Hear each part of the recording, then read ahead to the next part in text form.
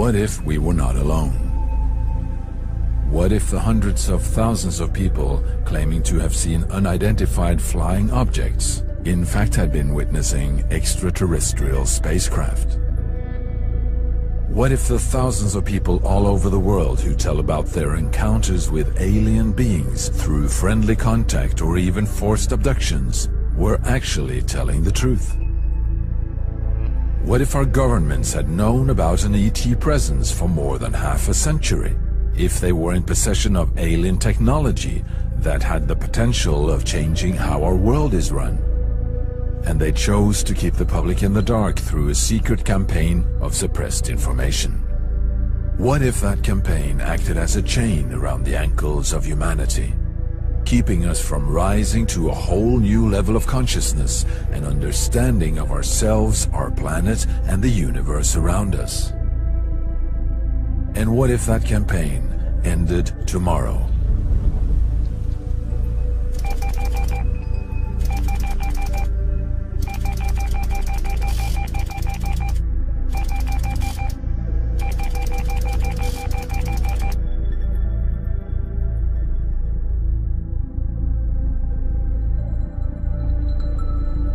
It's one of these currents of history that won't be denied.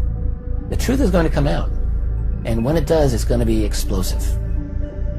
So once we get that out, we will go back and completely reassemble the 20th century, rewrite it in a way, and may have to go back and rewrite a significant portion of the entire last 12,000 years. This is the greatest story in human history. And the reason it is the greatest story in human history, it is the greatest story of human history.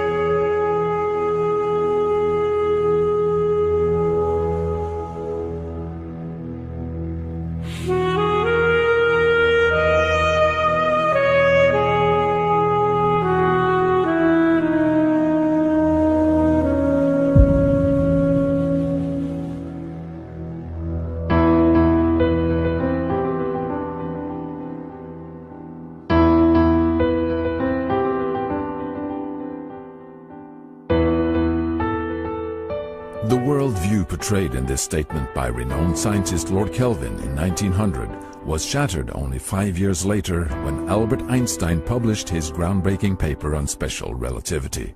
The new theories challenged the current framework of understanding and forced the scientific community to open up to a broader view on the nature of reality. This event of fundamental change, this paradigm shift, came as a huge surprise to scholars at that time. But today we have no problem following the string of breakthroughs leading up to Einstein's paper and the doorway into the atomic age. Lord Kelvin's statement bears with it the voice of paradigms past. We knew that the Earth was flat. We knew that we were the center of the universe. And we knew that a man-made heavier-than-air piece of machinery could not take flight.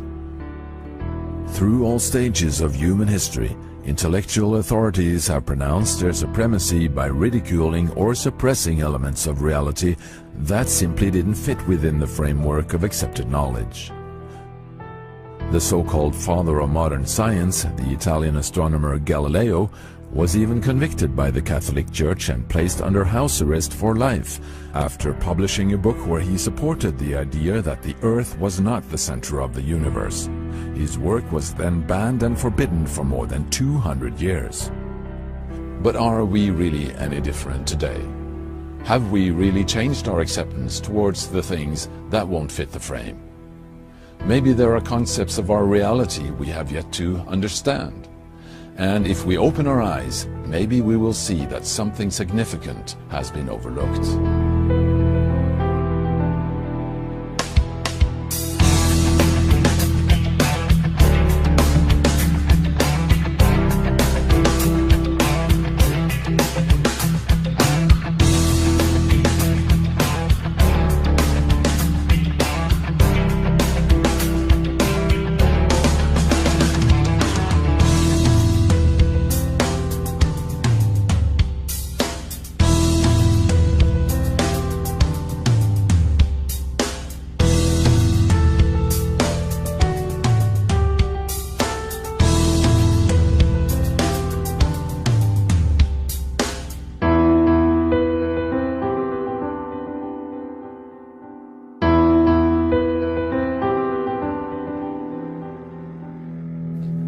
My name's Nick Pope. I worked for the Ministry of Defence, part of the British government, for 21 years, and for much of the early 90s I was responsible for running their UFO project. The Ministry of Defence has been investigating UFO sightings since the 1950s and has about 12,000 reports in its case files.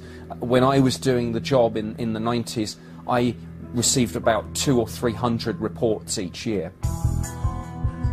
In May 2008, the British government opened its first batch of UFO files for public inspection. The release, made available on the internet, created an immense media and public interest, with over 2 million downloads the first weeks. Other nations had just recently opened their files, and more were to follow. France, Belgium, Ireland, Denmark, Turkey, Brazil, Argentina, Mexico. The most amazing stories were revealed of craft, UFO fleets, landings, and even ET entities being seen, often with multiple eyewitnesses involved. Even if many of the reports could be explained as aircraft, weather balloons, satellites, or planets, or special weather phenomena, still a large portion remained unexplained. It is clear to me, given that these things are seen by police officers, pilots, military personnel, given that they are sometimes tracked on radar, it is clear to me that whatever the UFO phenomenon involves, there are serious defence, national security and air safety issues at stake. The question if we are alone in the universe is as old as man himself, but now this question seems to be more pressing than ever. Today, science has discovered that many of our neighboring stars have similar planet systems. Over 500 planets have been registered so far. Some scientists even claim that our galaxy alone may have billions of planets with Earth-like conditions. So the idea of us humans being the only intelligent life in the universe seems to be losing its grip. Over the years, polls have shown that a rising number of people believe in intelligent life elsewhere. In many countries, far more than 50% of the population. This question of extraterrestrial life was also among the reasons why the SETI project was established back in the 1980s. SETI stands for Search for Extraterrestrial Intelligence. This project, still ongoing, is using large radio telescopes at several locations on the globe to scan the cosmos in search for electromagnetic transmissions that could indicate intelligent life. This is the radio telescope in Bologna in Italy, one of the largest of its kind in Europe. This enormously complex system of antennas is able to detect even the weakest signals from the universe. And by interpreting these signals, the scientists are able to learn a lot about the age and the origin of the stars, the galaxies, and the universe. And perhaps also detect signals from intelligent life. What we are looking for actually is not really a particular kind of signal. We are just searching for something different from the normal cosmic noise, so to say. So we are not searching for a particular transmission signals, but for example it would be enough to detect some signals coming from their communications, televisions, if they do have televisions, or cellular telephones or things like that. Well, we have recorded a huge amount of data so far, but unfortunately we could not get any signal yet.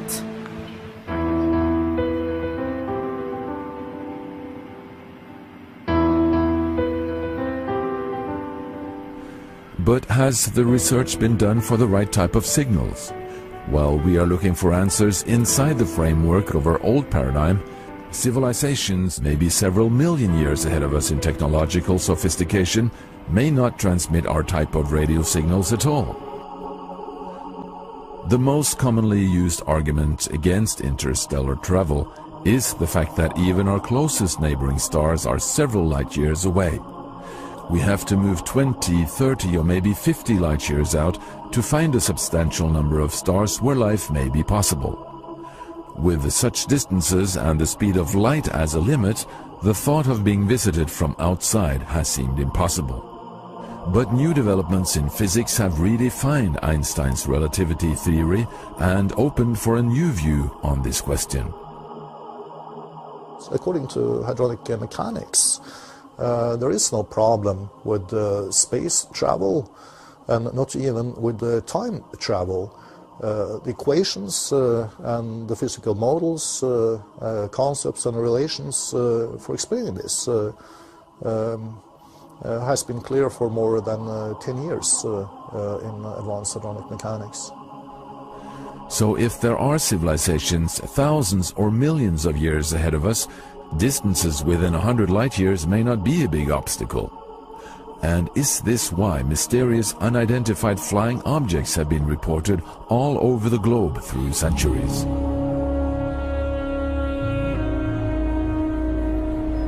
What really made the UFO phenomenon known to the public was what happened here in Washington in the summer of 1952, when a series of UFO observations were made during a period of 2 weeks.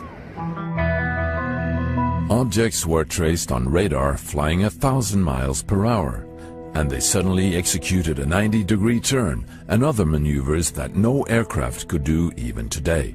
Military pilots were launched to chase these objects. They got close enough to them to see they were round balls of light or oval balls of light, but they could not catch them. It forced the Air Force to have a press conference on this. What is going on? And during the press conference, the General Samford, who was in charge of Air Force intelligence, basically argued that as far as he was concerned, it was all natural phenomena and then there wasn't anything to worry about. So the press, being satisfied with that, publicized, it was all weather and temperature inversions and weather phenomena that were causing these sightings, and you could forget all about them. A Navy officer who was working in the in Air Force intelligence told an FBI person that several percent of the sightings could not be explained, and that the top Air Force people, some of them were seriously considering interplanetary ships as the explanation. The pilot Kenneth Arnold had already in 1947 introduced the name flying saucers when he claimed to have come upon a formation of 9 unusual saucer-like objects near Mount Rainier in the state of Washington in June that year. Before this, pilots of World War II bombers had named them Foo Fighters. These smaller discs were frequently seen as rapid lights crossing over German, Japanese and Allied territories, sometimes right next to the aircraft, as if monitoring their operations. On the night of February 24, 1942, only 3 months after the attack on Pearl Harbor, several unidentified objects were picked up on radar over the city of Los Angeles. It was believed to be another Japanese attack and resulted in an intense searchlight activity and heavy artillery fire. And the aircraft guns wanted to actually against unidentified aircraft in the Los Angeles area. But the presumed enemy never fought back, and suddenly the objects disappeared without trace.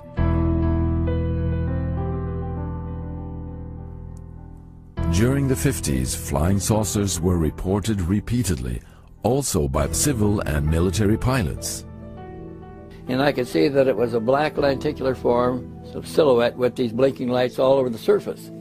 And it was at least twice the size of a 747, like 2 Boeing 747 airliners nose to tail.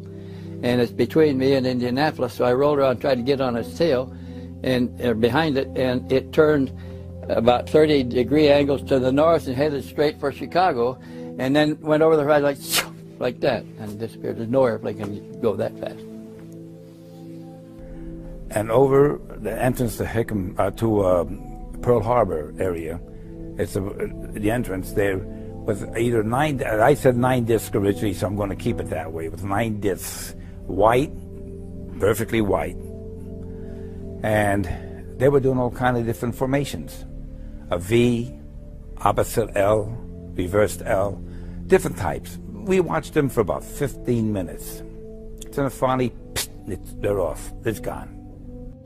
In 1952, orders were issued to military pilots in the United States shoot them down, flying saucers, if they don't land when instructed to do so. They have the newspaper articles proving that.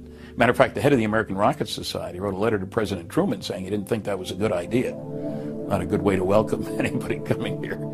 The American jet fighter pilot Milton Torres, stationed at the Manson RAF base in Britain, was on May 20th, 1957, ordered to go after and shoot down a large UFO spotted on radar hovering over Ipswich.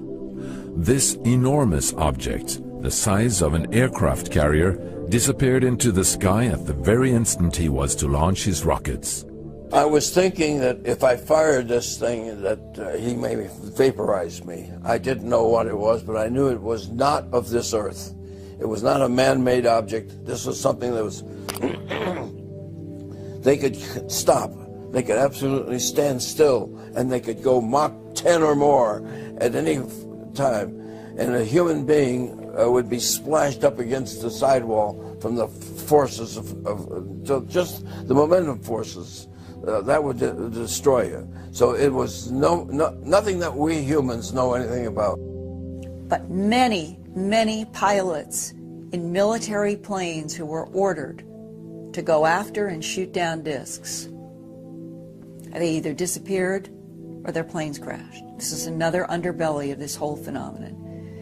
And before he died, Len Stringfield, who was the very first on the planet who had the courage to start publicly reporting that not only were there beautiful lights in the sky that moved in erratic patterns, but they were clearly involved with crash retrieval stories that were coming to him from military people who would not go on the record, that we were retrieving bodies, we were retrieving technology. And Len Stringfield said, Linda, I know firsthand that our government had a standing policy to take these discs down out of the sky until we had lost so many pilots that order was rescinded around 1953 to 54. Books were now appearing on UFOs, with pictures of saucers and cigar-shaped craft on close range, even with people claiming to have met the visitors in person. And soon the entertainment industry also joined the saucer wave. This somehow influenced on the image of the UFO issue, giving skeptics further reason for ridicule of the phenomenon. On July 1947, a major incident occurred near Roswell, New Mexico, the place where the U.S. manufactured and stored its newly developed nuclear weapons. A flying saucer is reported to have crashed. The Army Air Forces has announced that a flying disc has been found and is now in the possession of the Army. Army officers say the missile, found sometime last week, has been inspected at Roswell, New Mexico, and sent to Wright Field, Ohio, for further inspection. The incident is revealed in the local newspaper, but withdrawn the day after. Weather balloons is the official explanation. Today, several military and civil eyewitness testimonials have surfaced concerning both the crash itself and the crash retrieval operations, indicating that it most probably was a vehicle of unknown origin.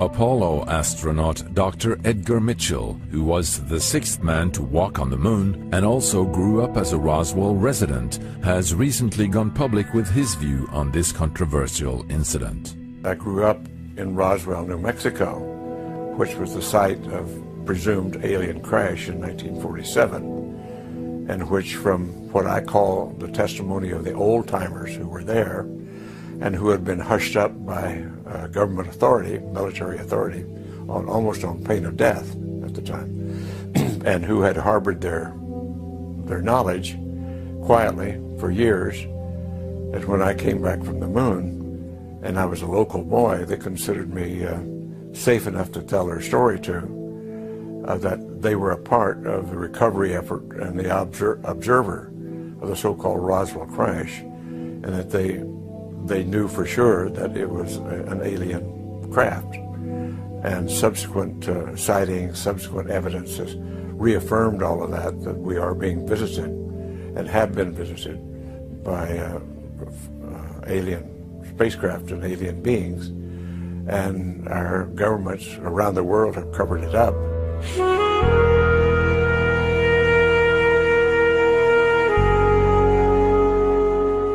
In response to this escalating UFO activity and public awareness, in September, 2 months after the Roswell crash, Project Grunge, later named Project Blue Book, was established by the U.S. Air Force as an official investigative body in UFO cases. The project collected civil and military reports and carried out an analysis of them. In 1969, after 22 years, the project was closed, without reaching official conclusion. And that ended, to this day, the official comments from the U.S. government on the UFO issue. But the UFO sightings didn't end. Going back to 1963, a command sergeant major in the U.S. Army was assigned to the supreme headquarters of Allied powers in Europe, in Paris, France, and was given the highest top-secret clearance. The story revealed to him there puts the phenomenon into a whole new perspective. And when I arrived in the summer of 1963, my clearance was upgraded to cosmic top secret, which was then and still is today the highest level of classification in NATO. And when I arrived in the summer of '63, I learned of a study that was underway that had been initiated in 1961. Apparently, an event had occurred on the morning of 2nd February 1961 that almost triggered World War III. A large number of circular metallic discs flying in formation flew out of the Soviet sector over the Allied sector and had divided Germany, flew off to the west. They turned north over the Channel, over the English Channel, over the southern coast of England, and then they turned north and disappeared off of NATO radar over the Norwegian Sea, off the coast of Norway. Well, this incident almost triggered World War III because the Soviets, we found out, thought those objects belonged to us. And for a time we thought they might belong to the Soviets. We were to find out that they didn't belong to either of us, the Soviets or us, that it was a real story here. And they initiated a study in '61 to determine what in the world is happening here. They concluded after this 3-year study that the planet Earth and the human race apparently had been under some kind of survey or observation for hundreds of years, maybe thousands of years, by several extraterrestrial advanced intelligences. Now that literally, Terry, blew me out of the water. This document, called an assessment, an evaluation of possible threat to Allied forces in Europe, was a secret NATO report on UFOs, distributed in 15 copies in the NATO system. Could that indicate that NATO at that time was fully aware of the UFO and ET presence? The U.S. military took UFOs very, very seriously all through the Cold War and indeed beyond.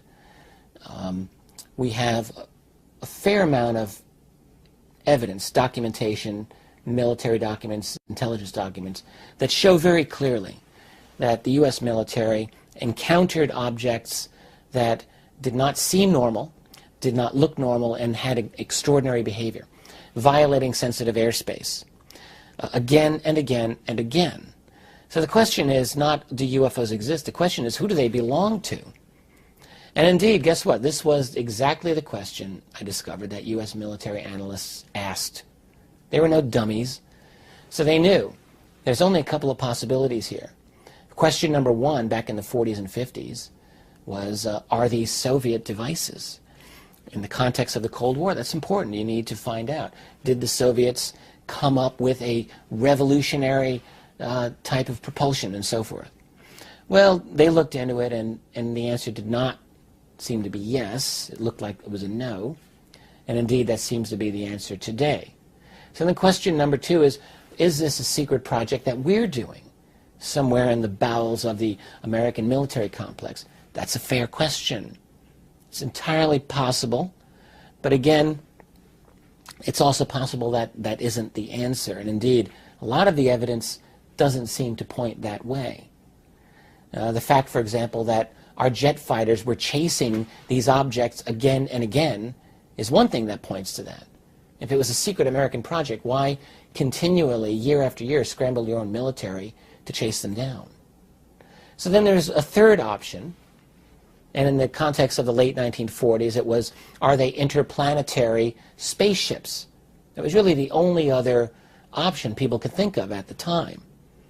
And guess what? There were many analysts from the 1940s and all throughout the period that we can get any information on this. But yes, there were many people who argued that this was the case.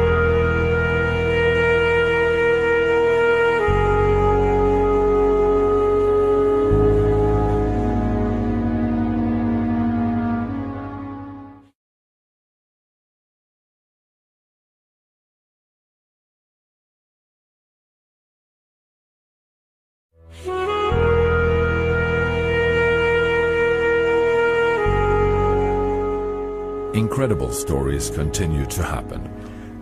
The most interesting of those cases occurred in November of 1965. There were UFO reports in New York State, all over New England, of objects being sighted above power lines, over power plants, over power relay stations.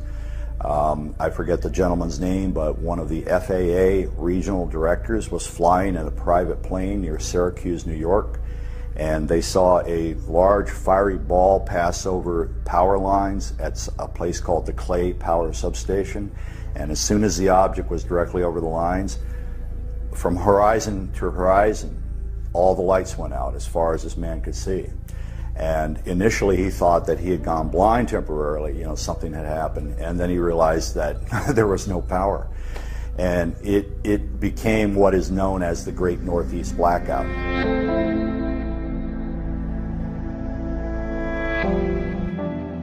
It's an incredible instance on 17 November 1986 that a Japan Airlines plane that was flying from Tokyo to Paris through Alaska encountered three large shelled walnut type objects. The largest was described intermittently in different reports as either the size of one or two U.S. aircraft carriers.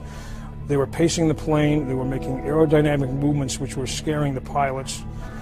It's an amazing incident in that possible 5 different agencies were all tracking these objects at the same time, namely the FAA, the CIA, NASA, the U.S. Air Force, and I presume Japan Airlines when the calls came in. It's one of the most heavily documented cases ever. There's transcripts that come out of the black box that were frightening. It turned out that the Reagan administration was excited about all this because they had never gotten so much documented information on a UFO incident ever in history. So they convened a scientific advisory board that in January was going to study all the information. As far as that scientific advisory committee, John Callahan, who was a senior FAA official, was on top of all this. He was excited too. He had looked all of the data. He said they never had anything this good. The scientific advisory board convened and they were waiting for the meeting to start. And according to Mr. Callahan, before the president even came in, somebody from the CIA came in and snatched everything up and said this never happened and walked out. The history of UFOs in the United States is it's filled with one impossible sighting after another impossible sighting. The problem with them is that they have great military documentation again and again showing that they actually happened. Or what does one make of the boomerang craft that were seen in just north of New York City in the early 1980s in what's called the Hudson Valley? For several years you have again and again these enormous objects being seen by thousands of witnesses. They're driving along the highway and they see this object hovering. They get out of their car, their jaws drop open, and this intense bright light shoots down onto the highway like out of a movie. Except this wasn't a movie. This happened many times over a period of, say, 5 years, just north of New York City.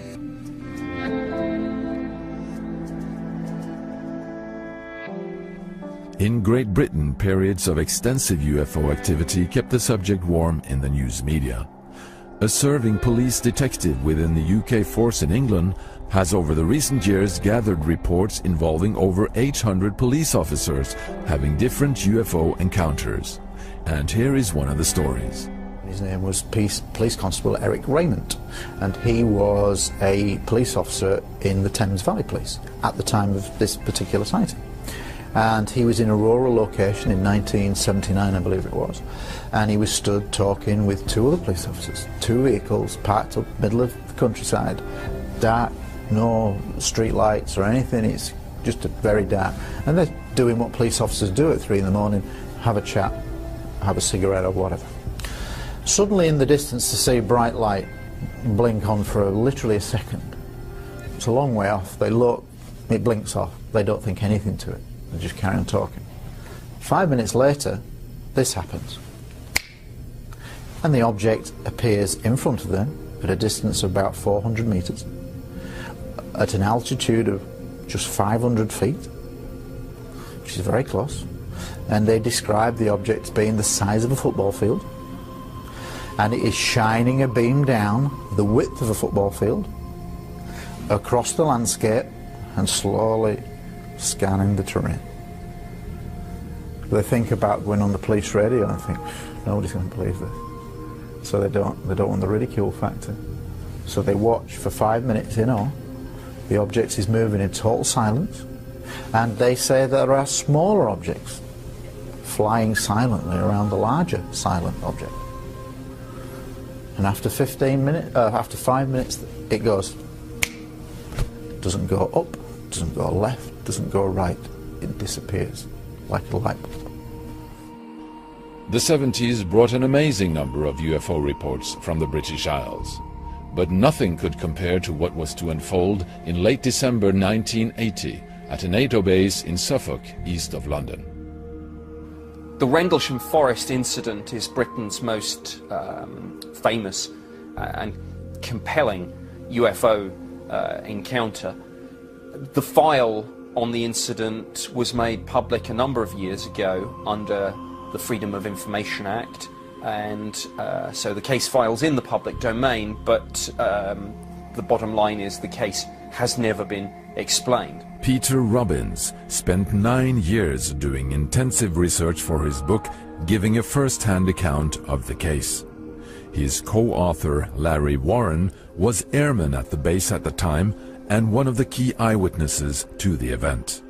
It occurred between Christmas and New Year's on 3 consecutive nights, 1980, and it involved overflights above this twin NATO base complex in Suffolk, about 80 miles from London, landings, the shooting down of beams of light into the weapons storage area, which was a nuclear weapons storage area, very much in violation of our treaty with Great Britain at the time.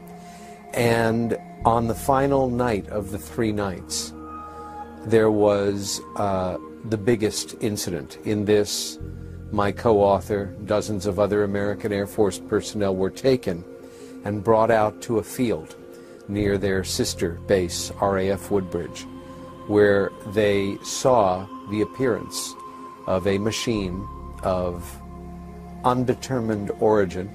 At that place, an object appeared on the ground in the place of a mist. I saw this happen. A red light moved in, exploded. It caused retina and eye damage to a lot of us peripheral people. A structured object was in its place on the ground, though you couldn't look directly at it. You'd have to look at it with your peripheral vision to get the shape. Entities were seen. How many? 3. Looking very translucent, not your what they call gray, all that sort of thing. It was almost ghost-like. Very much animated, self-animated though. That whole event was filmed. Did they walk out of the craft? They didn't. Well, no. They were floating about a foot above the ground in a very bright light. The lower extremities were very hard to see. They were a foot off the ground. They were about 4 feet tall. They had that same large cranial structure, the giant black sweeping eyes, almost no nose, a hint of a mouth. and they were each dressed in a suit, very tight-fitting, and they were slightly translucent, and they were floating. So they got in about 5 feet from the thing. They were right there. And the beings were no further away than like 20 feet or so from Larry. So this was all happening in extremely close proximity, very close up. Larry and other men there observed, besides the dozens of American enlisted Air Force personnel, many of them, like Larry, with secret clearances because they worked around nuclear weapons. But there were British police officers on location. They were from the nearby village of Woodbridge. And while the American Air Force personnel were filming this with video, and this is 1980, so you could spot a video camera a long ways away. It was very bulky, but also regular film cameras. One of these police officers was taking photographs of this landed machine with a 35mm camera. And from what I understand, the Air Force confiscated this camera from the police officer, which caused a bit of a fight.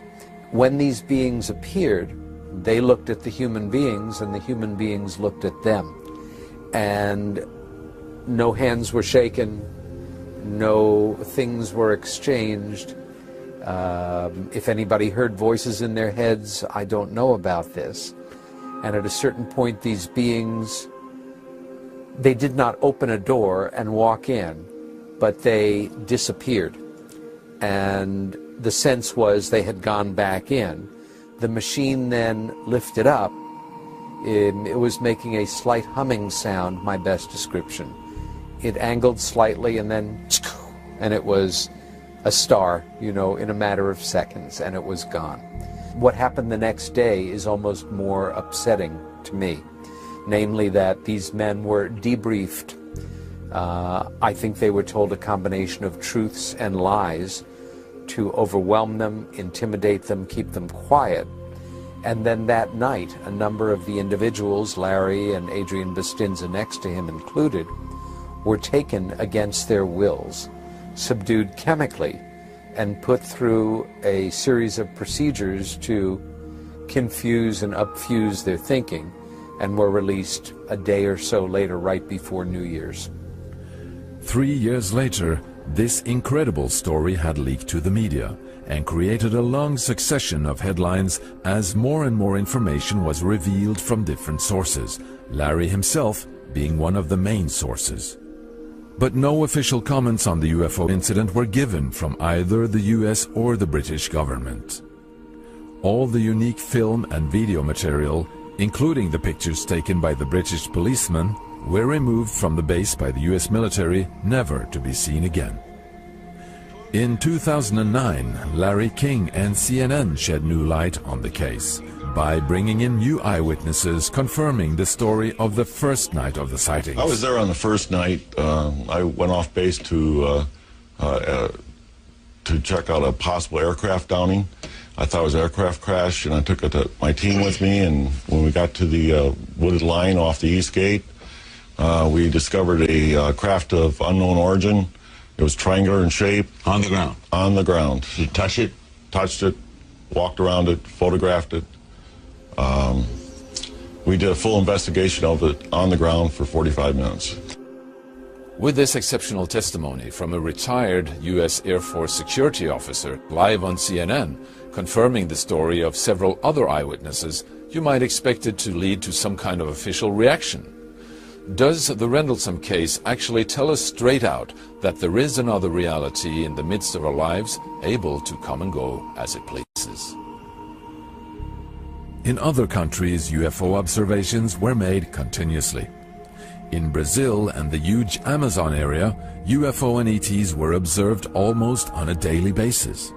You know, historically, Brazil is one of the major countries as far as UFO sightings and contacts with aliens is concerned. Now, we have all sorts of cases, and they are spread all over the country. Now, some of the most astounding cases in the UFO history happened in Brazil. We're talking about landings, we're talking about face-to-face contact with aliens, which are getting rare for some reason. And we talking about also sightings with multiple witnesses. Sightings in the middle of cities, like 2,000 or 3,000 people seeing a UFO. But what about Russia and the former Soviet Union? Russian Navy has not been known to reveal its secrets, but Russian Navy has been known to be in the forefront of the UFO and USO research. And we have reports coming basically from all corners of the world, be it this South Georgia island or the Barents Sea, or for example, especially the Sea of Okhotsk and such lakes like the Lake Baikal. They had encountered not only gigantic underwater objects and submarines who could move at incredible speeds, and the Soviets just could not catch up with them. They had also encountered disks that would basically fly out from under the water, go into the sky, separate into different objects, come back together, fly away. They had encountered a phenomenon which was called kvakery, from the Russian word kvakать, meaning to emit a sound like frogs would do. What it meant is that Soviet submarines, especially in the Atlantic area, would find gigantic moving objects at great depths of the sea. Objects that would emit certain sounds that kind of reminded them of croaking, but there were different sounds. They could do nothing about this, but the Soviets became very nervous because these gigantic objects would accompany them. And of course they thought the Americans came up with a new way to track Soviet submarines. They found out this was not so. And I want to bring your attention to the country I was born in, Ukraine, 1986 Chernobyl phenomenon. Well, I should not go with that, Chernobyl tragedy.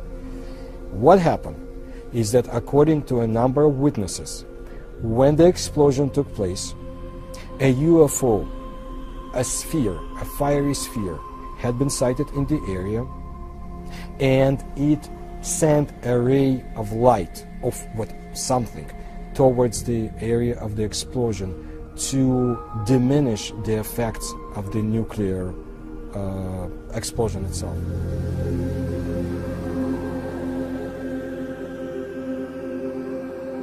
In 2008, we received over 867 sighting reports from 37 different cities in Turkey, and out of those 35% of them were documented, and 20%, 15 to 20% of them were unidentified. In Turkey, one of the most amazing recent cases is from the town Comburgos, an hour away from Istanbul, where a security guard captured astonishing UFO footage over a 3-month period in 2007. The film clearly shows the outline and the structure of the object, and also what seems to be the silhouette of two beings inside. The film has been thoroughly checked by a governmental scientific institution. In the official report, it says clearly that this is not a hoax at all. This is not a computer animated hoax or a model or anything like that. There is a physical object in the picture, in the footages, that we could not identify. They categorize them as unidentified flying objects. Astonishing video has also been released from Mexico. Military gun camera shots of traveling UFOs hit the news in 2004. And even more astonishing, fleets of UFOs were seen and filmed over several cities. As a result of the rising national interest in the UFO issue in Mexico, one of their main broadcasters has run a 2.5-hour show every Sunday night the past 15 years, presenting the latest UFO documentation. Well, I have a television program every Sunday night from 5:30 to 8 o'clock. It's prime time in the Mexican television. And we present the news around this phenomenon. It means the most recent videos, the most recent photographs, the most recent cases, the investigation behind that, the actuality. Many people in the media and even the public have been brainwashed by the scientists who don't want to investigate this. But there is enough evidence, scientifically proved, based, that can be investigated and presented to the scientists, and they have to accept and agree that this phenomenon is real. There is no question in my mind. I'm a journalist. I've been a journalist for almost 40 years.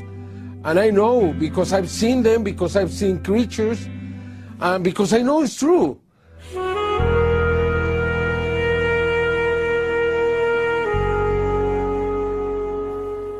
Behind me here, inside this blue container, is the only stationary, fully automatic 24-hour UFO observatory on the planet.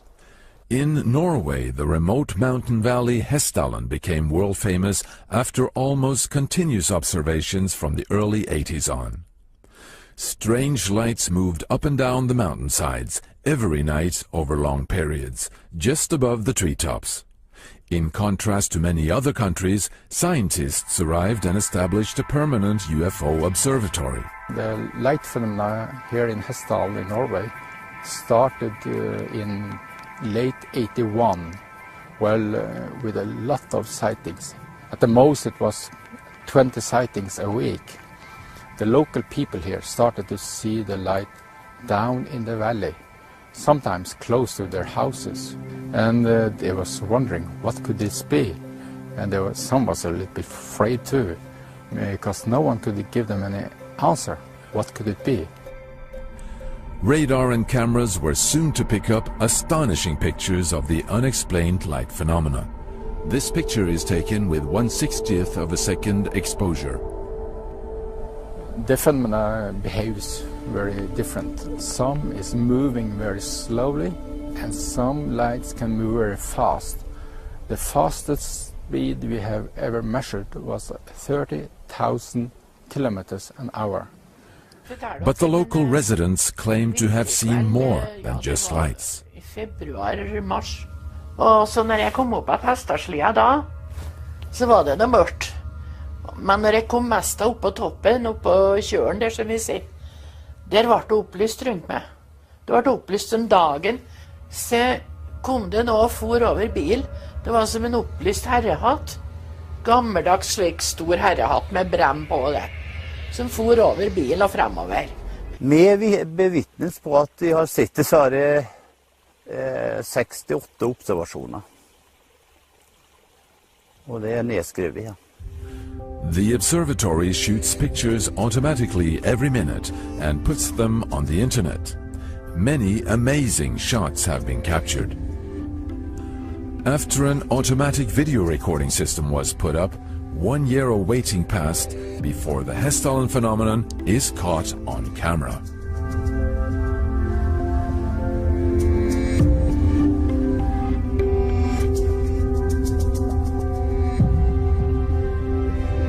Zooming in and slowing down the film, something really astonishing is revealed. A smaller second light seems to appear from underneath, joining the main light. Is something collected by the light? Landings were also reported, and even solid proof was found of Earth samples being taken in the midst of nowhere. Here, a 2 hours walk from the nearest dirt road, a 2-ton piece of wet turf has been cut out with laser precision, lifted and placed a few meters away. No sign of machinery nor people. During a week in September 2007, a major survey was carried out by the university scientists, assisted by students with several observation units. On the 4th night of the survey, the phenomenon decides to show up.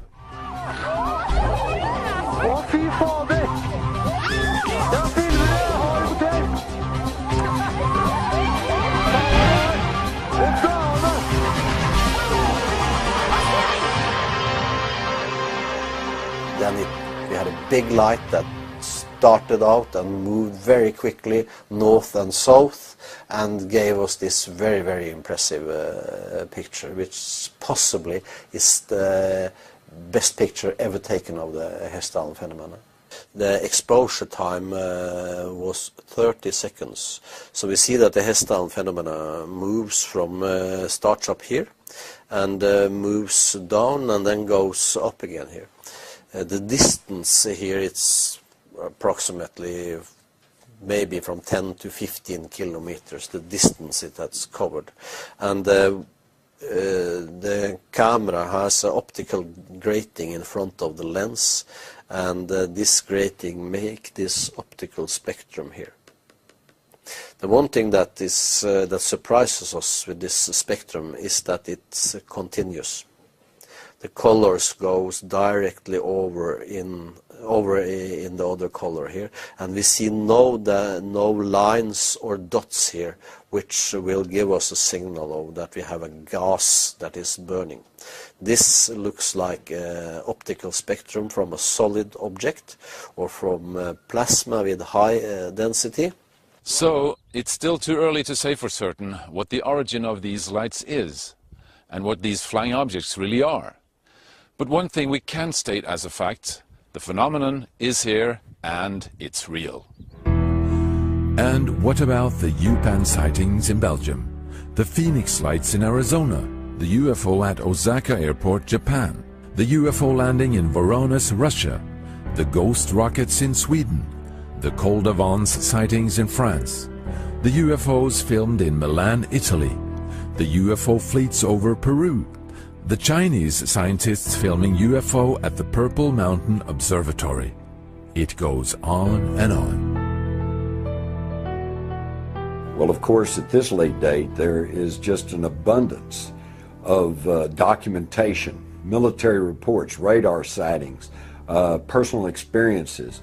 They go back for many years, but they have been routinely ignored, shunned aside by the government, ignored by the media, and therefore the average person rarely gets to hear of these things. But when you put them together, it forms a very compelling picture that there is a reality that's happening all around us that we are being systematically denied information on. I've had many people say, well, look, if all this happened, wouldn't there have been military people and radar operators and even policemen and stuff who would have said they had these experiences? And the answer is absolutely yes. But early on, they learned their lesson. If they step forward and they said, yes, I saw these things, then they tend to lose their job, they lose their credibility, people begin to snicker at them. And that's been very effective over the years in keeping this whole issue quiet. I know that if they took an oath not to reveal that, in our country that was very serious at that time, okay? If you violated a top secret clearance, you could be put in jail for 15 or 20 years and everything you have done removed from you. Yeah. Could this be why the military observations never reached the public? But many who had been involved in UFO sightings over the years felt a strong urge to reveal what they knew and to be relieved from the burden of carrying these secrets. After 30 or 40 years and having retired from service, many were willing to break their oaths and speak publicly. They can stop on a dime, they can take off at Mach 10 or greater. It's unbelievable what they can do. So we need to know these things. So the only reason I'm here is to tell you, let's disclose this whenever we can. Please. Thank you. In 2001, the U.S. medical doctor Stephen Greer staged an initiative where several hundred witnesses of high rank and high credibility came forward with what they had experienced during service. The Disclosure Project, helped by the internet and YouTube, was a formidable eye-opener to people all over the world. So we started a project that's known as the Disclosure Project, which people can see at disclosureproject.org, where we began to identify military and corporate and CIA intelligence officers who had personal knowledge of the classified operations dealing with this subject, and to get them to come forward with our information to disclose this publicly. Because what we felt was necessary was that the secrecy should be ended and this information disclosed so that humanity, not just one country in America, but all of humanity could make peaceful contact with these civilizations visiting us, but also would lay the foundation for these new technologies, the energy and propulsion systems that are behind these UFOs that are so mysterious. How are they flying? Well, this is understood, but they are in classified projects. So that was another objective, was to get the technologies out to the public so we could have a civilization that would get freed from the use of oil and the destruction of the environment. There were probably 1,500 reported cases at that time. I have over 3,000 cases now. They estimated 100 yards from the left wing was this 100-foot disc. And the strength of the signal was as strong as the surface contact on the water of an aircraft carrier. This contact was huge. The size of these objects around 100 meters or greater. So it would go from 1 o'clock, 7 or 8 miles to 6, 7 o'clock, 7 or 8 miles inside of 4 or 5 seconds. You have to be moving pretty quickly. They could rise, just go straight up. They could do that, just seemed like instantaneous. Once they started moving, they went straight up, you know, for a while, and then they went zap. Then it just sort of disappeared. It dematerialized and left the atmosphere, just was gone. It just took off into space. He said, "You are never to speak of this again. As far as you're concerned, this never happened." And you never saw this, and I don't exist, and this situation never happened. I didn't want to look at it any longer than that because I felt that my life was in jeopardy. I am prepared to state that I have been at locations where craft of unknown origin that did not originate on the face of this planet was there. I am prepared to state that while I was there, we saw living, dead bodies of entities that were not born on this planet. I am prepared to state that we had what they referred to as interfacing with those entities. We have contact with aliens not originating from some foreign country, but from some other solar system. And I have been a party to that. What some of these witnesses also revealed were observations of UFOs hovering over storage sites of nuclear weapons and nuclear rocket launch sites. The big increase in all the sightings around the world happened at the time when we began to detonate nuclear weapons. This is not an accident. And I've been told by senior intelligence officials that essentially a big red flag went up over our planet saying we were in trouble. But not only are we in trouble, but we could be a threat to others, because you combine going into space, the early stages of space travel, and the use of hydrogen bombs and nuclear weapons, and a civilization on Earth that was still very violent, as you look around the Earth even today, of course. So this is something that any enlightened or even self-interested civilization observing the Earth, which I think we've been under observation for thousands of years, would be greatly concerned. Over the last 35 years, I have talked to now over 100 people, about 115 nuclear missile launch officers, targeting officers, missile maintenance personnel, and missile guards. And these individuals, for the most part, do not know each other. Some were in the Air Force in the 1960s, some were in the Air Force in the 1990s. And they were at different bases, but they all have very, very similar stories. And what they describe is UFOs coming in very quickly at high rates of speed and instantly stopping and hovering, either over the underground nuclear missile launchers or what are called launch control facilities that launch the missiles. So after the missiles malfunction, the UFO leaves. Now, this has occurred at least 3 Air Force bases that I'm aware of in the United States. The event, the incident, I guess I call it, is happened on the morning of March 16th, 1967. As I recall, it was early in the morning, and I received a call from my topside security guard, and he said that he and some of the guards had been observing some strange lights flying around the site. It wasn't more than, well, within a few minutes, I'd say, maybe a half hour later. He calls back, and this time he's very frightened. I can tell by the tone of his voice, he's very shook up, and said, "Sir, there's a there's a glowing red object hovering right outside the front gate. He said, I'm looking at it right now. It's a glowing red object. I've got all the men out here with their weapons drawn. And of course, he was all shook up while he was telling me this. He was very excited. I immediately went over to my commander, who was taking a nap. We have a little cot down there. He's in a rest period. And I was telling him about the telephone call we just received. And as I was relating this to him, our missiles started shutting down one by one.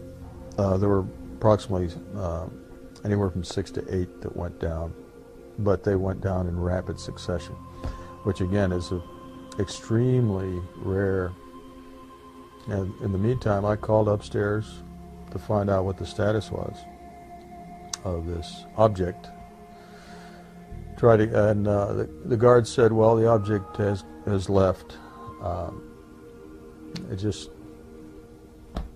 left at high speed. 2,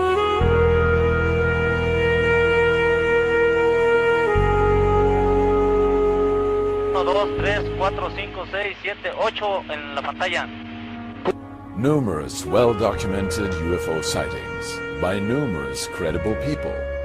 Flying saucers tracked on radar, chased by fighter pilots. Nuclear missile sites malfunctioning after UFO visitations, and even alien beings witnessed by police officers and high-ranked military personnel. Where does all this leave us? 4 major conclusions after now 52 years, 51 years of study and investigation. First, the evidence is overwhelming that planet Earth is being visited by intelligently controlled extraterrestrial spacecraft. In other words, some UFOs, some, underline it 20 times, some UFOs are alien spacecraft. Most are not. I don't care about the ones that aren't. I'm a nuclear physicist. I don't care about the isotopes that aren't fissionable. You want to build a reactor, use the one that is. Who cares about the rest? That's the first conclusion. Second, the subject of flying saucers represents a kind of cosmic Watergate. That is to say, some few people within major governments have known since at least 1947, when at least 2 crashed flying saucers were recovered with alien bodies in New Mexico, that indeed some UFOs are alien spacecraft. Notice I'm not saying everybody in government knows. That's not how you keep secrets. I worked under security for 14 years. Need to know is the important factor. The third conclusion is that none of the arguments made against the first 2 by a small group of noisy negativists, when I'm being polite, stand up under careful scrutiny. They sound great until you look at the data, and then all those anti-arguments collapse. And the fourth conclusion, because I'm such a shy, retiring kind of guy, is that this is the biggest story of the millennium. Visits to planet Earth by alien spacecraft. Successful cover-up of the best data, bodies and wreckage, for 62 years.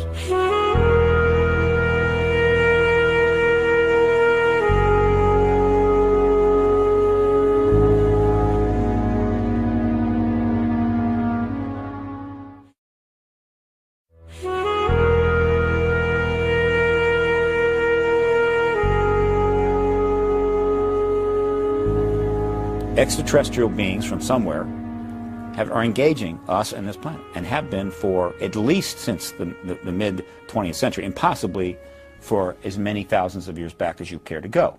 That's a fact. That's an absolute certain fact. It's been proven many times over. Since the 40s, the governments of the world, and certainly the United States government, the industrialized governments, have been aware of this. Right? That's a fact. It's been proven.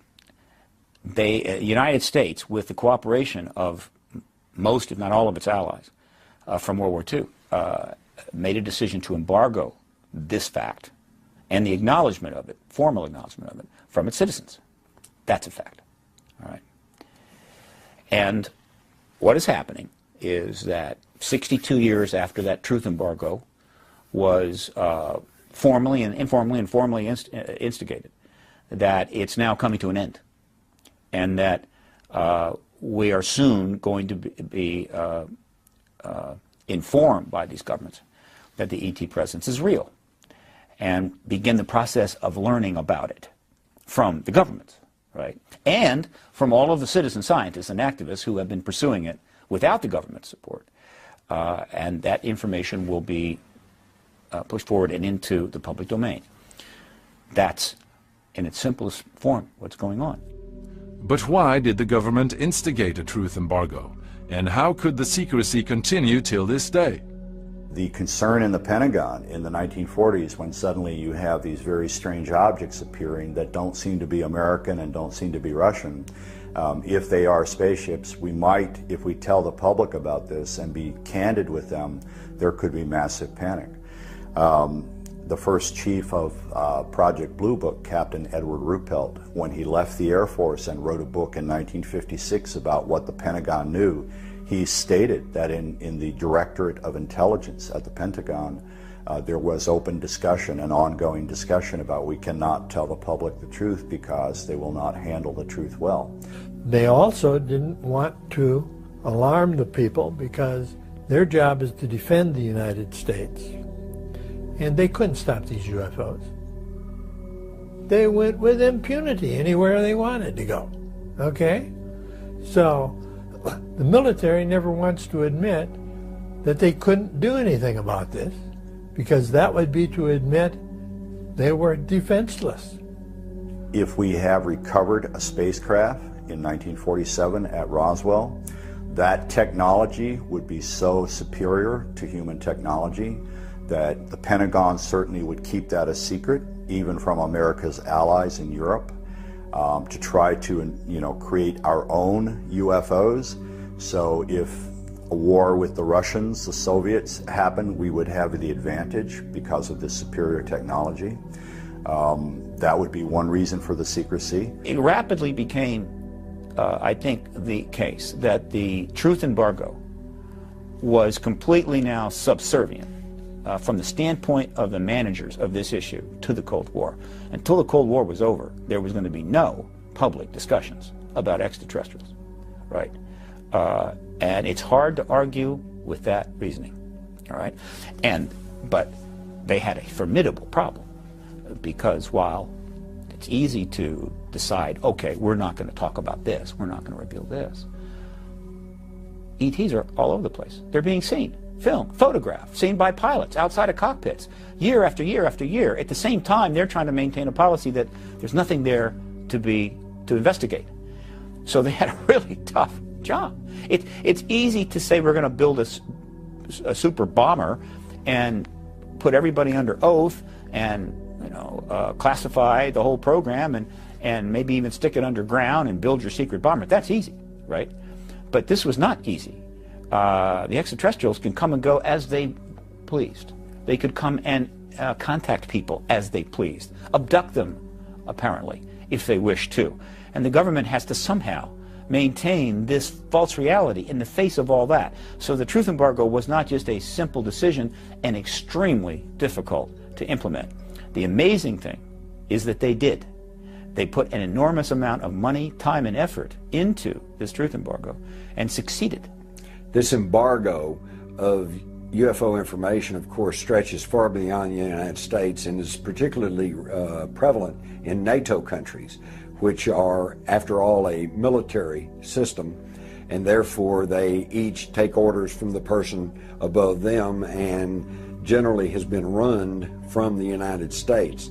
And apparently, according to official documents we have and according to personal narratives, they are discouraged from talking about UFOs or from looking into it.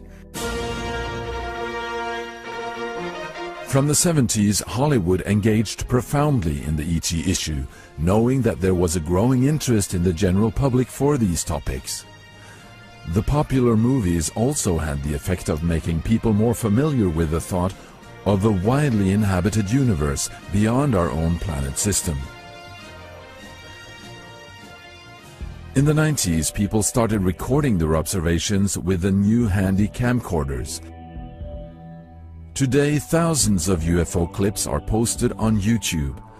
But unfortunately, with the sophisticated animation tools now available on home PCs, it's almost impossible to tell the real from the fake. So this has made both video and digital stills documentation less reliable as evidence or proof of sightings. But in spite of this growing interest in the subject, the main news media have left the UFO phenomenon almost untouched. in terms of mainstream news coverage, this topic is not taken seriously. It's basically a non-topic. So how is that so? Here's how. It requires an understanding of the relationship between most of the mainstream news media and global intelligence communities. So what that says, that doesn't mean that the CIA controlled everything, but that you have to understand the media acts in certain choke points.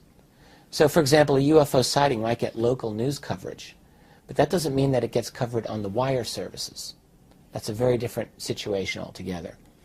And skeptics will argue, well, this phenomenon's so big it would have been covered, but really what that betrays is a lack of understanding of how news media has been related to intelligence communities around the world for decades.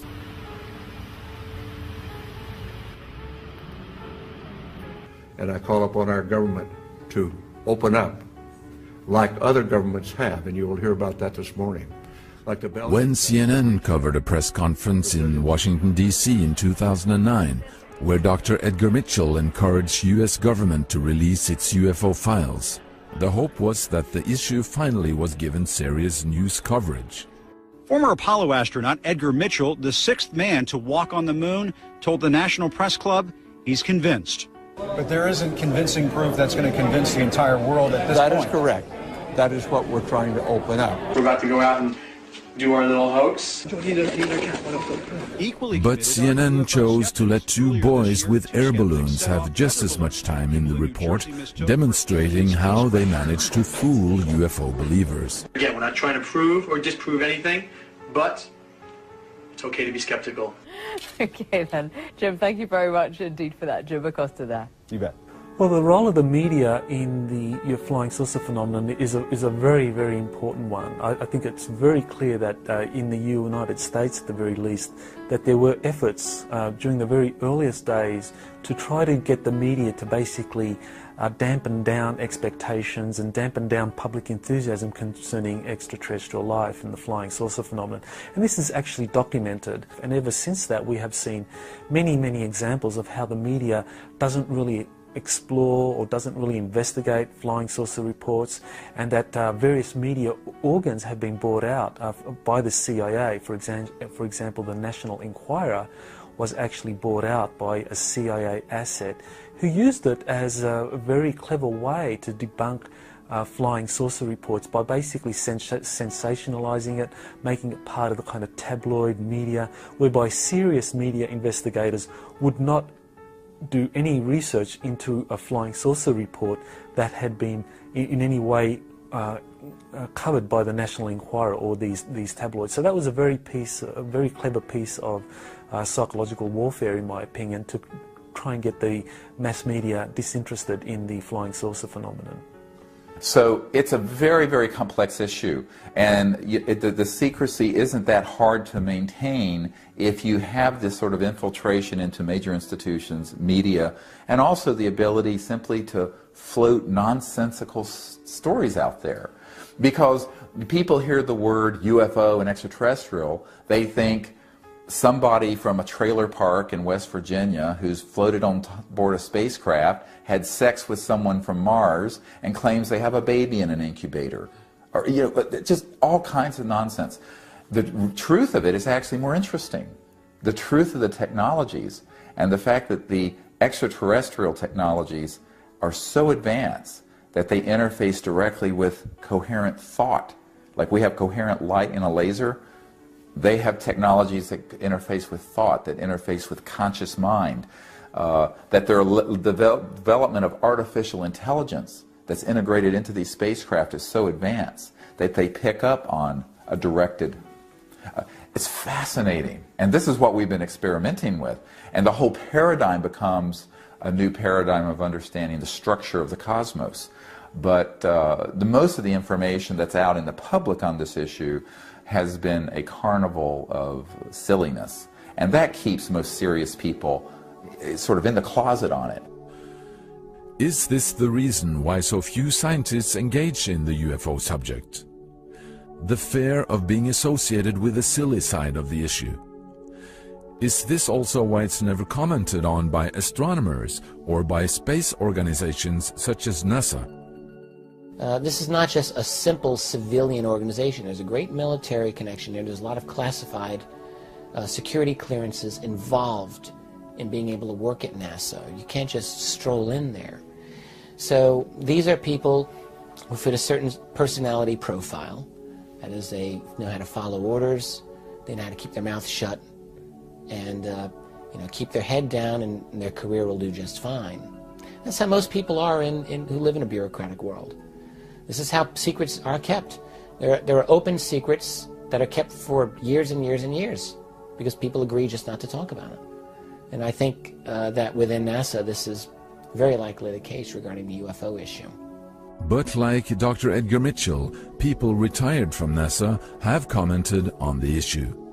Astronaut Gordon Cooper has told the world straight out about encountering a UFO at close range during his flight in the Mercury capsule in 1963. And before he died, he also stated, "For many years I have lived with a secret, in a secrecy imposed on all specialists in astronautics. I can now reveal that every day in the USA, our radar instruments capture objects of form and composition unknown to us." I would like to believe that we could invite serious scientists into this arena because it will be changing the paradigm of science as we know it. We know that these craft are not traveling with fossil fuel gas, that there is a technology behind them, that maybe this technology could help the Earth and renewable fuels. If we could get scientists just to use that motivation, to look at the technology behind the craft, then maybe we could invite science to come in and change the paradigm of transportation, of electromagnetism, of all these really advanced technologies. But we need to invite them. I think too many are afraid of ridicule. Too many. I have encountered many that are curious but are not willing to go public. We're changing times now, and for the sake of our children, our grandchildren, and the future, some scientists are going to have to take the risk. Well, it's my hope that we open this whole issue up. And as I have said frequently, we're at a point in history where we have to become a part of the neighborhood of inhabited planets, rather like a neighborhood of a community, which we have not even acknowledged that community exists up until this point. An event with the power to institute a global revolution in technology, communications, energy supply, environmental concerns, and even the way we regard ourselves and our fellow beings. A paradigm shift of unprecedented proportions, impacting nearly every part of our existence. Is this what we are facing? And will we have to rewrite our entire human history? In the hollowed halls of national security agencies and the Pentagon, top military, top security people, the top people know, essentially, this reality. But the masses of people don't. And the people in authority, the elite, as it were, the power brokers, have desperately tried to keep the lid on this thing because, Terry, it's not simply visitors from another planet or from another star or another galaxy or even another dimension. It's not simply that. It isn't that simple. We've learned over the years that several of these intelligences have been involved with us from the beginning of human history, and the evidence has been collected that the human race literally is a hybrid race, and that some of these advanced intelligences, from wherever they're from, have been involved in genetically manipulating us as a species from the beginning of our history. Man is a hybrid. From a lower order, we've been genetically manipulated by advanced intelligences into what we are. Now that in itself is dynamite, for God's sake.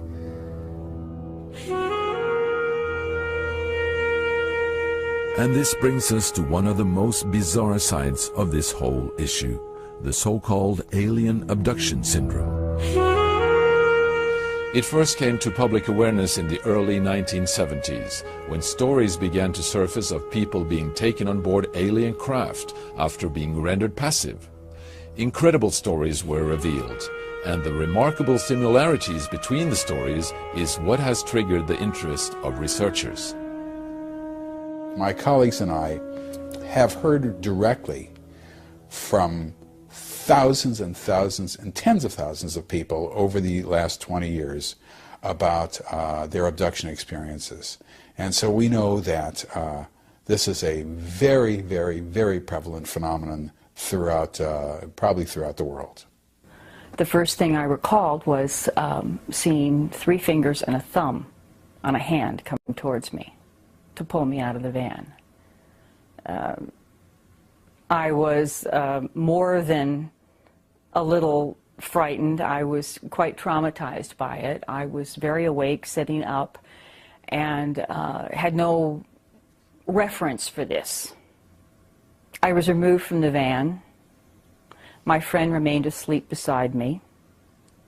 And as I stood at the end of the van, there was a being that I could not look at, a very tall, what felt very large and very tall being standing in front of me, but I was not able to raise my head to look up.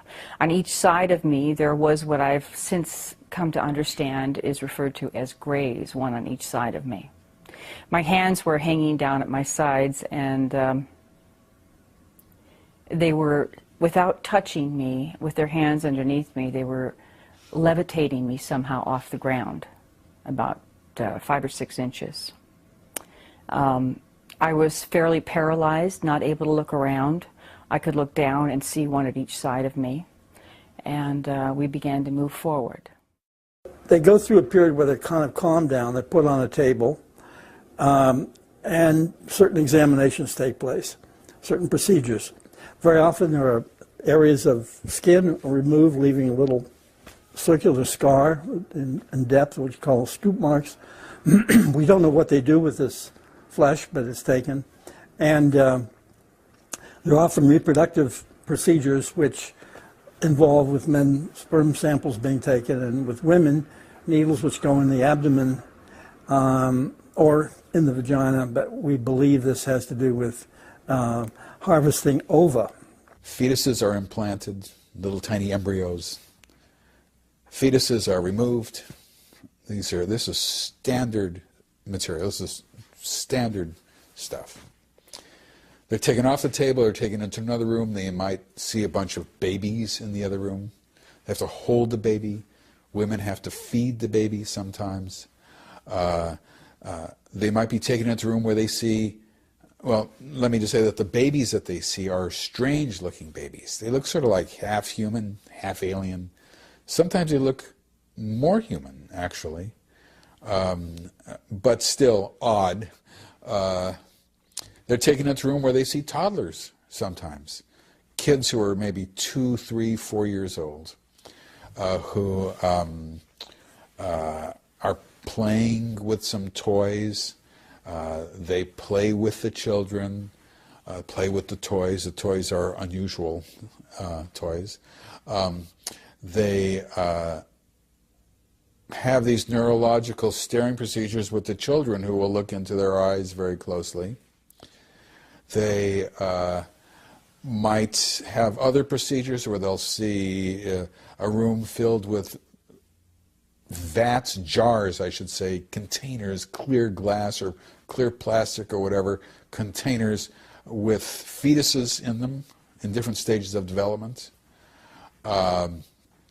They will have all sorts of other procedures that happen to them. They're then taken back to their normal environment, put back where they were on the couch watching the television or whatever, and they forget immediately what happened to them. All they know is that they were watching one television show, and not only is that show over, but the next 2 shows are over with as well, and they're still sitting there, and maybe they put the can of beer in their hand, they still have the can of beer in their hand, and I figure, what happened? And then they just forget it. can't explain it, and they just move on. One person described a drawing of the table. She didn't put anybody on the table, but she described the aliens around the table. The regular little aliens were about her size. She was, I don't know, she was maybe 8 or something. But there was this one tall one. And that's usually the one who's sort of the one in charge. Drawings of abductors have been made by many abductees, where the large eyes and the small cheek seems to be typical characteristics for the so-called gray alien, named after the skin tone. See, one of the interesting things about this is that all the evidence we get confirms the reality of this over and over again. It doesn't disconfirm it. The so-called hybrids, allegedly a blend of human beings and gray aliens, is today reported in a majority of the cases investigated. Alien eyes with what seems a little girl. It was the alien, I mean the hybrid child. The hybrid child. Yeah. And what's interesting, again, the eyes are very peculiar. Yeah. The hair was not combed or brushed, and didn't really cover the head properly. Okay. And she's one of the mothers. So what it seemed to be was that there was a program where people were picked up again and again and again as if they had been studied, they were being studied over their lifetimes.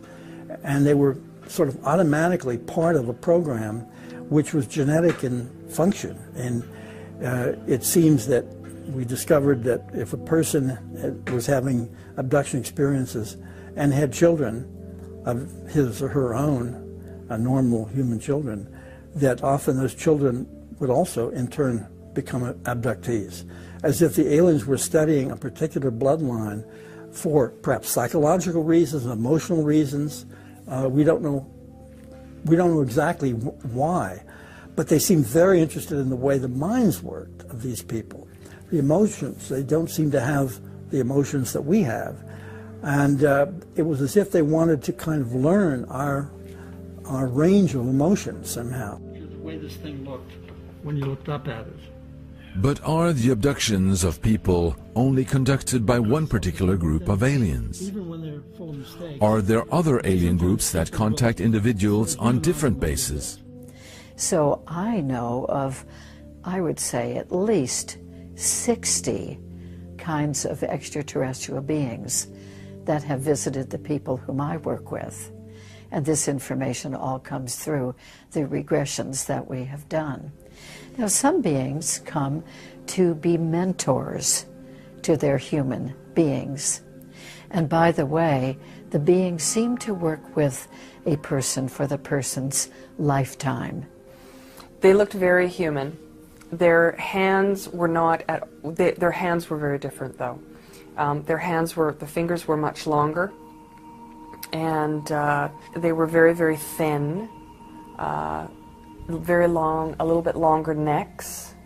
They had white hair, and it sort of came up a little bit here into a V shape, the hair, a little bit wavy, and about shoulder length. And they had quite large blue eyes, a perfectly formed small nose, and smaller lips. When I was on board the craft, they gave me, these blonde beings, gave me information that is relevant to our time on this earth right now. And they gave me messages that they asked me to share with really anyone who will listen. They're very specific for the humanity of, and how we have a choice, that the process in which we are evolving, if we continue on the path that we're on, that it will be just no choice, it will become destructive. It was explained to me that they have been here in the past. They have said, we have come in the past to help in the process of change on the earth, and we are here once again. They have been here since the beginning of the creation of man, and that they are here to only assist in maintaining this earth, protecting it from any and all things that may harm it, and that includes us. So if nuclear war were to try and be brought upon the Earth, it will not happen. They will stop it, because it would be the destruction of the Earth. So this is the only time that they will step in on a grand scale, is if great destruction were to happen to the Earth itself, or to every human being on the planet.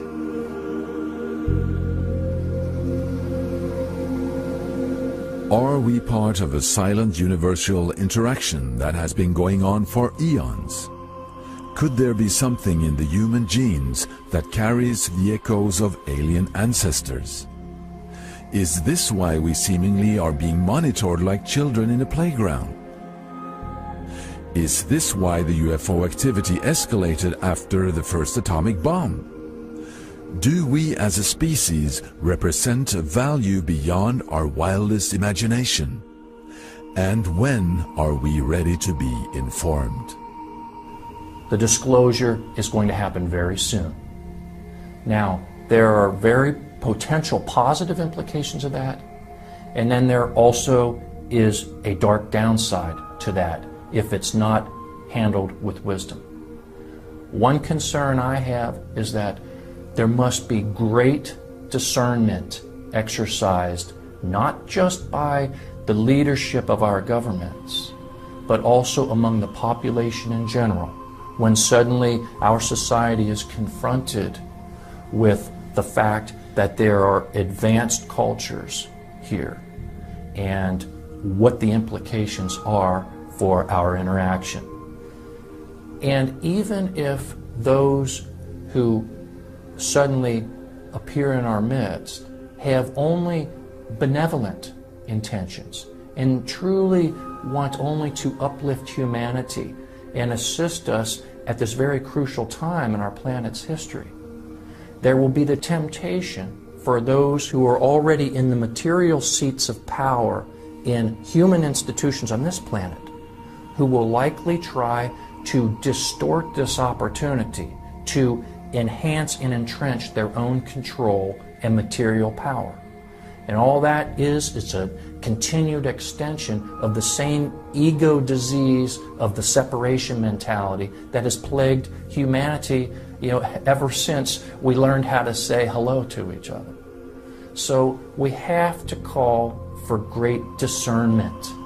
And that means that people need to become educated. We need to understand that our source is the same. Erwin Schrödinger, who was the father of quantum mechanics and particle wave theory, stated 100 years ago or so that the total number of minds in the universe is one. And in fact, the consciousness is a singularity, phasing within all beings. And this is also the heart of compassion of the Buddha and the source of the oneness spoken of in spirit in all the religious traditions and Native American traditions. And I think that we are going to have to return to a very deep spiritual understanding of what it means to be a conscious being, to be able to not only live on this planet peacefully and not blow each other up over sectarian differences, but also to go into space. Because when you look into the eyes of an extraterrestrial life form, they may be very different from us in many ways, but if you see that that being is conscious, and the light of that conscious spirit is the same as the conscious light within yourself, then you can find some common basis. And so if we understand the single source of the origins of our conscious being, this is true not only for humans, but it's also true, very much true, for these visitors. They understand that, because you cannot travel at multiples of the speed of light without crossing the light barrier. And when you do, you enter into this area that the mystics used to call the etheric, astral, conscious realm. And so you're dealing with civilizations who understand that. And I think that is the big test of our civilization at this time, is that we understand that deeply enough that it really does change our paradigm. And when we do, we're not going to be blowing each other up because of different interpretations of this Bible or this Quran or this religious figure or what have you. That we're going to understand that we really are all one people in the entire cosmos. That universal consciousness and universal understanding, to me, is the thing that will truly transform life on this planet and is the next big leap in human development.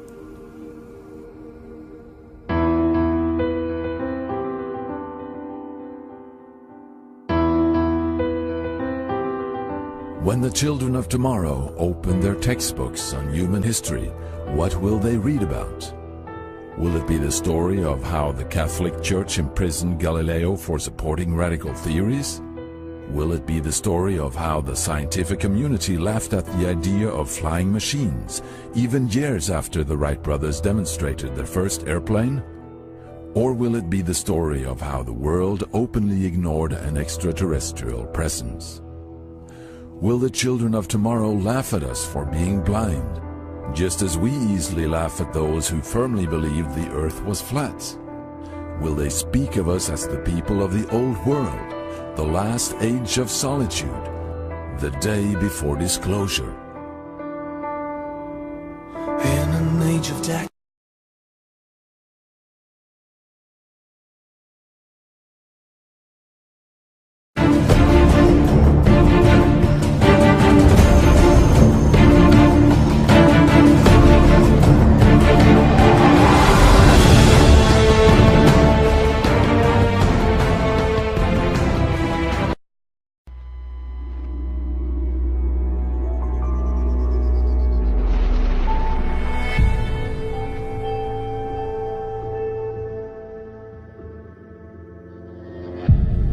What if we were not alone?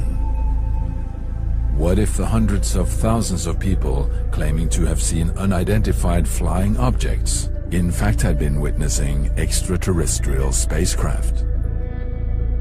What if the thousands of people all over the world who tell about their encounters with alien beings through friendly contact or even forced abductions were actually telling the truth?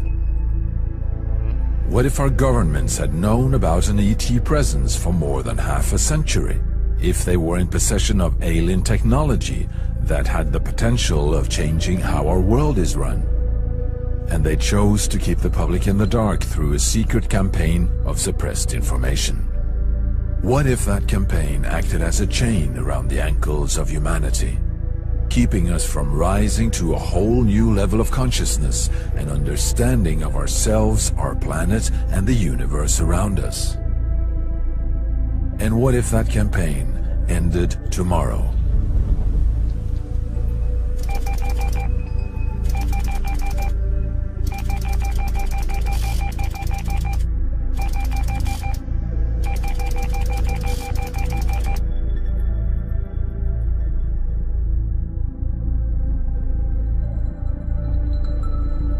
It's one of these currents of history that won't be denied.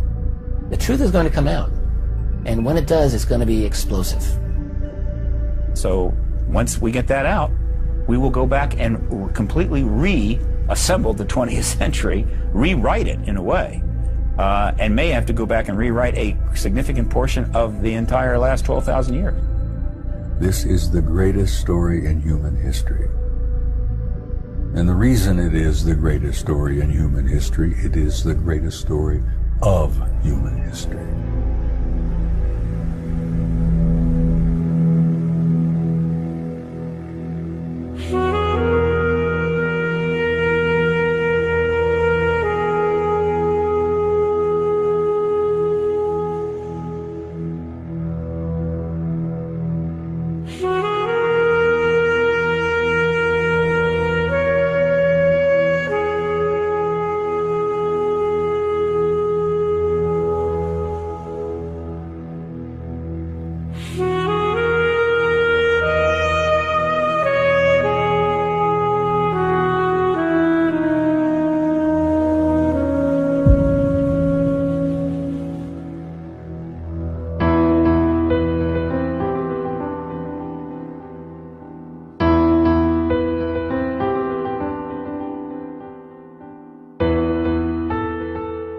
The worldview portrayed in this statement by renowned scientist Lord Kelvin in 1900 was shattered only 5 years later when Albert Einstein published his groundbreaking paper on special relativity. The new theories challenged the current framework of understanding and forced the scientific community to open up to a broader view on the nature of reality. This event of fundamental change, this paradigm shift, came as a huge surprise to scholars at that time. But today we have no problem following the string of breakthroughs leading up to Einstein's paper and the doorway into the atomic age. Lord Kelvin's statement bears with it the voice of paradigms past. We knew that the Earth was flat. We knew that we were the center of the universe. And we knew that a man-made heavier-than-air piece of machinery could not take flight. Through all stages of human history, intellectual authorities have pronounced their supremacy by ridiculing or suppressing elements of reality that simply didn't fit within the framework of accepted knowledge.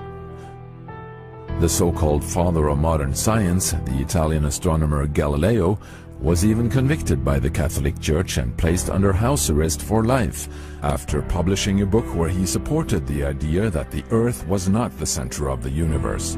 His work was then banned and forbidden for more than 200 years. But are we really any different today? Have we really changed our acceptance towards the things that won't fit the frame? Maybe there are concepts of our reality we have yet to understand. And if we open our eyes, maybe we will see that something significant has been overlooked.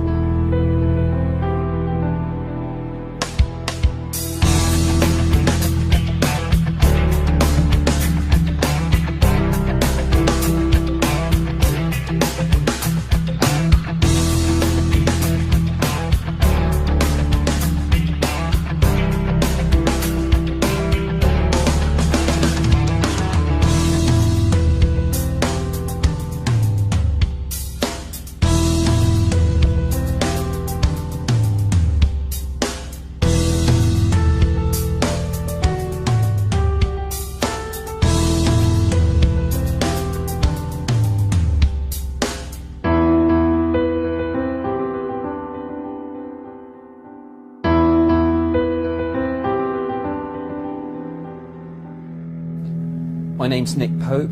I worked for the Ministry of Defence, part of the British government, for 21 years, and for much of the early 90s I was responsible for running their UFO project. The Ministry of Defence has been investigating UFO sightings since the 1950s and has about 12,000 reports in its case files. When I was doing the job in the 90s, I received about 200 or 300 reports each year. In May 2008, the British government opened its first batch of UFO files for public inspection.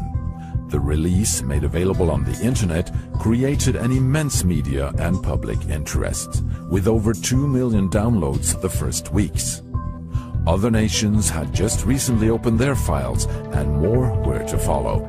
France, Belgium, Ireland, Denmark, Turkey, Brazil, Argentina, Mexico. The most amazing stories were revealed of craft, UFO fleets, landings, and even ET entities being seen, often with multiple eyewitnesses involved. Even if many of the reports could be explained as aircraft, weather balloons, satellites, or planets, or special weather phenomena, still a large portion remained unexplained. It is clear to me, given that these things are seen by police officers, pilots. The entrance to Hickam, to Pearl Harbor area, it's the entrance there was either 9, I said 9 discs originally, so I'm going to keep it that way, with 9 discs, white, perfectly white. And they were doing all kinds of different formations. A V, opposite L, reversed L, different types. We watched them for about 15 minutes. Then finally, they're off. It's gone. In 1952, orders were issued to military pilots in the United States. Shoot them down, flying saucers, if they don't land when instructed to do so. They have the newspaper articles proving that. Matter of fact, the head of the American Rocket Society wrote a letter to President Truman saying he didn't think that was a good idea. Not a good way to welcome anybody coming here. The American jet fighter pilot Milton Torres, stationed at the Manson RAF base in Britain, was on May 20th, 1957, ordered to go after and shoot down a large UFO spotted on radar hovering over Ipswich. This enormous object, the size of an aircraft carrier, disappeared into the sky at the very instant he was to launch his rockets. I was thinking that if I fired this thing that he may vaporize me. I didn't know what it was, but I knew it was not of this earth. It was not a man-made object. This was something that was... They could stop. They could absolutely stand still, and they could go Mach 10 or more at any time. And a human being would be splashed up against the sidewall from the forces of just the momentum forces. That would destroy you. So it was nothing that we humans know anything about. But many, many pilots in military planes who were ordered to go after and shoot down discs, they either disappeared or their planes crashed. This is another underbelly of this whole phenomenon. And before he died, Len Stringfield, who was the very first on the planet who had the courage to start publicly reporting that not only were there beautiful lights in the sky that moved in erratic patterns, but they were clearly involved with crash retrieval stories that were coming to him from military people who would not go on the record, that we were retrieving bodies, we were retrieving technology. And Len Stringfield said, "Linda, I know firsthand that our government had a standing policy to take these discs down out of the sky until we had lost so many pilots that that order was rescinded around 1953 to 54. Books were now appearing on UFOs, with pictures of saucers and cigar-shaped craft on close range, even with people claiming to have met the visitors in person. And soon the entertainment industry also joined the saucer wave. This somehow influenced on the image of the UFO issue, giving skeptics further reason for ridicule of the phenomenon. On July 1947, a major incident occurred near Roswell, New Mexico, the place where the US manufactured and stored its newly developed nuclear weapons. A flying saucer is reported to have crashed. The Army Air Forces has announced that a flying disc has been found and is now in the possession of the Army. Army officers say the missile, found sometime last week, has been inspected. Concepts and relations for explaining this has been clear for more than 10 years in advanced atomic mechanics. So if there are civilizations thousands or millions of years ahead of us, distances within 100 light years may not be a big obstacle. And is this why mysterious unidentified flying objects have been reported all over the globe through centuries?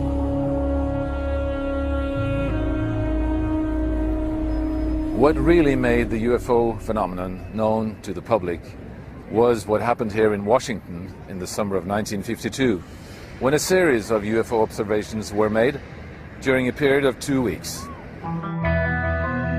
Objects were traced on radar flying 1,000 miles per hour, and they suddenly executed a 90-degree turn and other maneuvers that no aircraft could do even today. Military pilots were launched to chase these objects. They got close enough to them to see they were round balls of light or oval balls of light, but they could not catch them. It forced the Air Force to have a press conference on this. What is going on? And during the press conference, the General Samford, who was in charge of Air Force intelligence, basically argued that as far as he was concerned, it was all natural phenomena and then there wasn't anything to worry about. So the press, being satisfied with that, publicized, it was all weather and temperature inversions and weather phenomena that were causing these sightings, and you could forget all about them. A Navy officer who was working in the in Air Force intelligence told an FBI person that several percent of the sightings could not be explained, and that the top Air Force people, some of them were seriously considering interplanetary ships as the explanation. The pilot Kenneth Arnold had already in 1947 introduced the name flying saucers when he claimed to have come upon a formation of 9 unusual saucer-like objects near Mount Rainier in the state of Washington in June that year. Before this, pilots of World War II bombers had named them Foo Fighters. These smaller discs were frequently seen as rapid lights crossing over German, Japanese, and Allied territories, sometimes right next to the aircraft, as if monitoring their operations. On the night of February 24, 1942, only 3 months after the attack on Pearl Harbor, several unidentified objects were picked up on radar over the city of Los Angeles.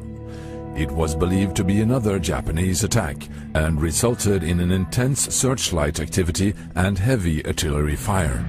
Anti-aircraft guns wanted to watch against unidentified aircraft in the Los Angeles area.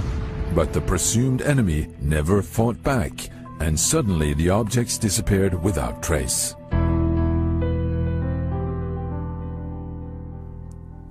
During the 50s, flying saucers were reported repeatedly, also by civil and military pilots. And I could see that it was a black lenticular form, so silhouette with these blinking lights all over the surface. And it was at least twice the size of a 747, like 2 Boeing 747 airliners nose to tail. And it's between me and Indianapolis, so I rolled around, tried to get on its tail, and behind it, and it turned about 30-degree angles to the north and headed straight for Chicago, and then went over the horizon like that, and disappeared. There's no airplane can go that fast. And over military personnel, given they are sometimes tracked on radar, it is clear to me that whatever the UFO phenomenon involves, there are serious defense, national security, and air safety issues at stake. The question if we are alone in the universe is as old as man himself, but now this question seems to be more pressing than ever. Today, science has discovered that many of our neighboring stars have similar planet systems. Over 500 planets have been registered so far. Some scientists even claim that our galaxy alone may have billions of planets with Earth-like conditions. So the idea of us humans being the only intelligent life in the universe seems to be losing its grip. Over the years, polls have shown that a rising number of people believe in intelligent life elsewhere. In many countries, far more than 50% of the population. This question of extraterrestrial life was also among the reasons why the SETI project was established back in the 1980s. SETI stands for Search for Extraterrestrial Intelligence. This project, still ongoing, is using large radio telescopes at several locations on the globe to scan the cosmos in search for electromagnetic transmissions that could indicate intelligent life. This is the radio telescope in Bologna in Italy, one of the largest of its kind in Europe. This enormously complex system of antennas is able to detect even the weakest signals from the universe. And by interpreting these signals, the scientists are able to learn a lot about the age and the origin of the stars, the galaxies, and the universe. And perhaps also detect signals from intelligent life. What we are looking for actually is not really a particular kind of signal. We are just searching for something different from the normal cosmic noise, so to say. So we are not searching for a particular transmission signals, but for example, it would be enough to detect some signals coming from their communications, televisions, if they do have televisions, or cellular telephones or things like that. Well, we have recorded a huge amount of data so far, but unfortunately we could not get any signal yet.